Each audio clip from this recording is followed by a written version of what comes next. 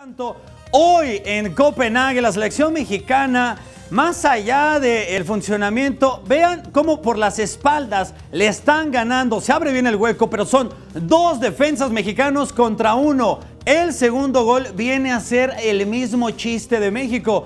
En un saque de manos, no puede ser posible que en un saque de manos dos defensas van contra un delantero y te ganan las espaldas. Eso solo habla de que no hay un orden, y es que a lo que voy, son ya 48 partidos que tiene Juan Carlos Osorio. De esos 48, en ninguna ha repetido alineación, y cuando no puedes dominar una alineación, muchísimo menos vas a dominar un estilo de juego. Acá por perder 2-0 México, también en las redes sociales pegó este tema, por supuesto, de México contra Dinamarca, mientras que vemos en pantalla Pepe Mata dice: ¿realmente creen que lo acontecido en la fiesta de mi selección? Bueno, Brenda Flores, mira, la conozco, mira, Dinamarca 2, México 0, último ensayo de mi selección. Besos a Brenda Flowers. Bueno, por cierto, el equipo de México también tuvo una participación antes, pero en la sub-21 en el torneo Esperanzas de Toulon, y ya había tenido México una participación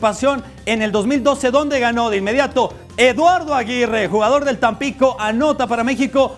Pero después, cuando tienes un portero de los rojinegros del Atlas, Pepe Hernández, chéquense esta, no tiene dedos. ¿Qué le pasa, portero? A Loris Karius parecía el de la Champions League, se le va el balón.